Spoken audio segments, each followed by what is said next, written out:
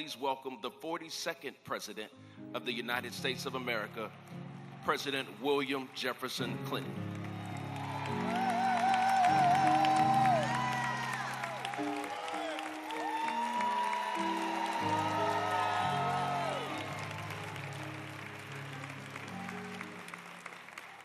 Whoa. I'm actually going to be pretty close on time.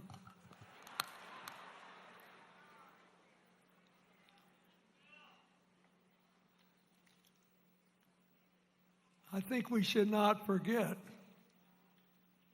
and Jim Zogby didn't, he did a fine job, but this is a celebration and a memorial service.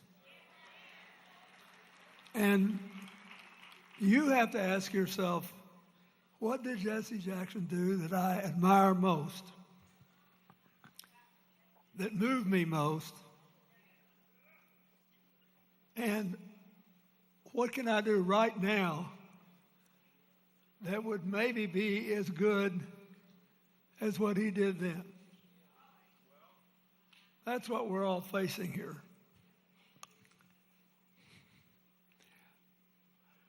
I love Jackie and her family. Santita sang at my second inauguration. The boys have got to go to Congress, and Yusuf, I thought when the first time I met Yusuf, I thought, I could do whatever I wanted if he worked for me. He'd just take care of things. And you're good at it. It's been an honor to know all of you. But I want to say something, highly personal tonight. I came to truly love Jesse Jackson. And we had more in common than he thought. We were both two guys who were born to single mothers living in the South. And so I got to watch this guy, and frankly, the first time we met was at the 20th anniversary of the celebration of the integration of Little Rock Central High School. And some young people may not even know why that's important. But in the 1920s, that school was voted the most beautiful high school in America. Then the whole time I was governor of Arkansas, that one school accounted for 25% of our merit scholars. You could go there and study Latin and Greek, which was a pretty big deal out in the country, in addition to all the science and math. So they were celebrating the 20th anniversary, and Jesse showed up to help them. But he was always asking himself, what can we use the observation of a past victory for to get something done today? So by the late 70s, all these medium-sized little towns in the middle of the country were being flooded with drugs. All these folks were facing more vigorous law enforcement on the coast, but they were coming in. And I kept thinking, I know Jesse Jackson's going to know this, and he's going to say something. And I just want to be there. And I was a 29-year-old attorney general. And Hillary, a Chicago girl, was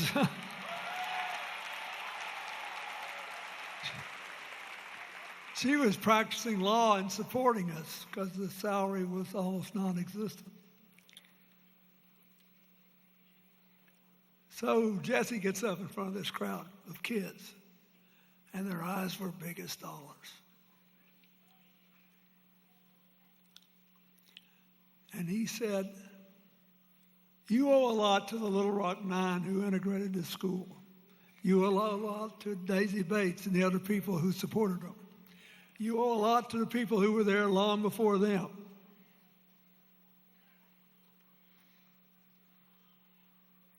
You cannot take this achievement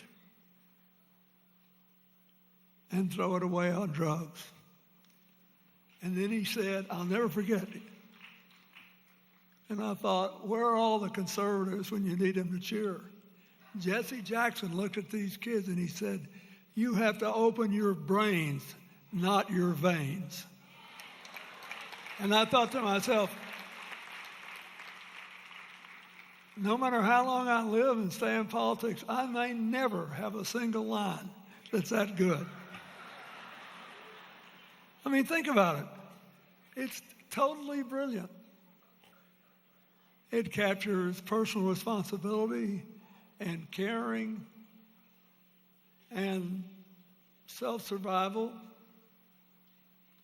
All these pastors here who've done such a great job on this, you know, I know you spend endless hours when you're putting your sermons together and you're running your programs in your churches and things. What can we do that will work? And whenever I get discouraged, I think about Jesse and I just laugh. Well, you got to open your brains and not your veins. So 10 years later, I was living in the governor's mansion. And Jesse shows up for the 30th anniversary of the integration of Little Rock Central High School. By then, I become governor, and we bring all of them back to the governor's mansion because that's where Governor Faubus plotted to disenfranchise them and keep black people out of school. So we had a big dinner that night. And after the dinner was over, Hillary asked Jesse to hang around so we could talk. We went to the kitchen, put some more food on the counter, and talked till midnight. And Hillary said, you know, we all got to work tomorrow. I'm going to bed. 2 hours later, Jesse and I are still going about it. And she walks into the kitchen and throws us out.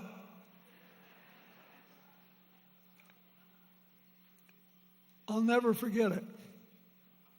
We did not always agree, but I'll tell you one thing. He made me a better president when I got in office. Because he was always pushing on things. And he knew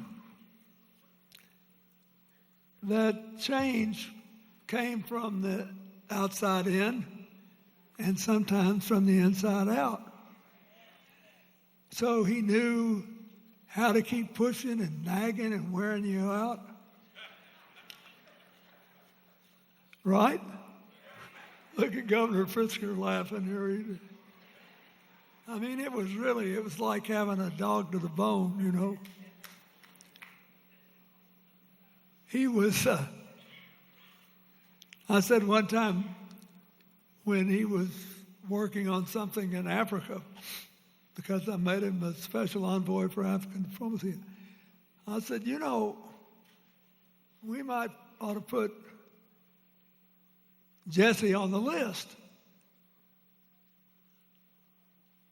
And one of my said, only members of Congress are on that list. I know, but I said, I think we need to put him on anyway. And they said, so I had another guy that was there and said, what the list is? He said, it's a list of people that'll dog you to death until you do what they want you to do. So we just call it the Just Say Yes list. Put it on the Just Say Yes. It saves you so much time, and you can go on and do something else with your day. And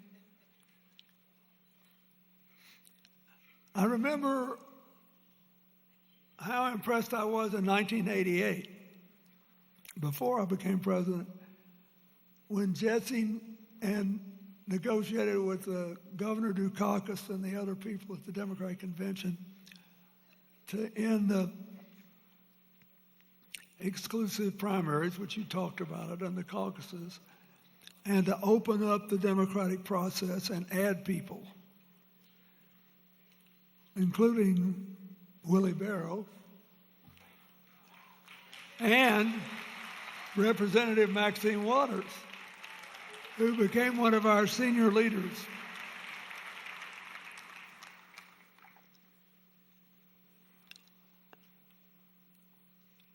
I'm saying this to make another point. Everybody knows how eloquent he was, and everybody knows that he could talk an owl out of a tree. But he actually was interested in policy, in specifics. So that's the second thing I'd like to say. So what if you weren't big, tall, broad-shouldered, and eloquent like Jesse Jackson? If you want to make change, there's still plenty you could do if you've got an agenda. You've got to have it. He always had an agenda. So, that's the most important thing I could say to you. Now, one other thing I am going to say. Wordsworth, you don't think about Wordsworth when you think about Jesse. But Wordsworth said the last best hope of a good man's life are the little unremembered acts of kindness and love. So, I used to think all the time about how hard Jesse's childhood must have been, you know, with his mother and then having to go past his father's house and all that, and all the mixed up. And I knew a little about not nearly as severe a situation because of my situation. And I admired his mother. I was afraid of Jackie. I'd do whatever she said. But I love you so much. But I liked his mother. And he called me one day,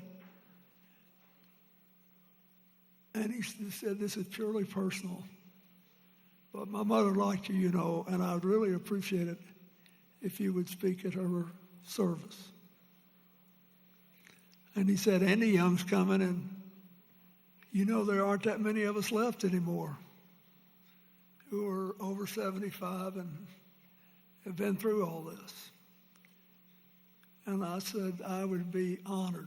I know this sounds funny, but it really meant something to me that he wanted me to talk at his mother's memorial service. And then, I don't think I've ever told anybody this. When the Congress was trying to run me out, and I was in that big impeachment fight, Jesse called me one night in the White House. I thought he was calling me. He said, I don't want to talk to you. I want you to go get Chelsea. Now keep in mind, he's got all this other stuff going on. We got all this stuff. He called me to talk to my daughter to make sure she had her head in the game. And he prayed with her on the phone. And, you know, a lot of people, it would never even have occurred to them to do that. And ever since Hillary and I went to visit Jesse in the hospital and Jackie and a lot of the family were there, I've been thinking about him, calling my daughter. He didn't know if I was going to be president in 6 months. He didn't know what was going to happen. But he liked Chelsea. I thought showed he had good taste. But my point is, those are the things you remember. So I think we should honor him by saying, okay, maybe I'll never come up with a line like, open your brains and not your veins. Maybe I'll never give a speech that will move hundreds of thousands, but I can do something. I can still be somebody. And what should I do? And how can I, with whatever speaking ability I have or don't have, do what he did when he called Bill Clinton's daughter in a crisis? When he asked a friend, I know you may be busy and my mother's not famous, but would you please come say a few words? And Andy Young and I went, but we both went, and we were there. So that's what I want all of you to think about when you leave here. This guy lived a big life. He lived with his head and with his heart. He was faithful to the scripture which said, we have all sinned and fallen short of the glory of God. But unlike a lot of people in politics, he didn't go around looking down his nose at other people. He hated the sin and not the sinner. He was always trying to lift people up. So I'm here more as a friend than a former president. He was my friend when I needed it. And I ask you to ask yourselves how you can do more by being a better friend and a more effective one. God bless you and thank you.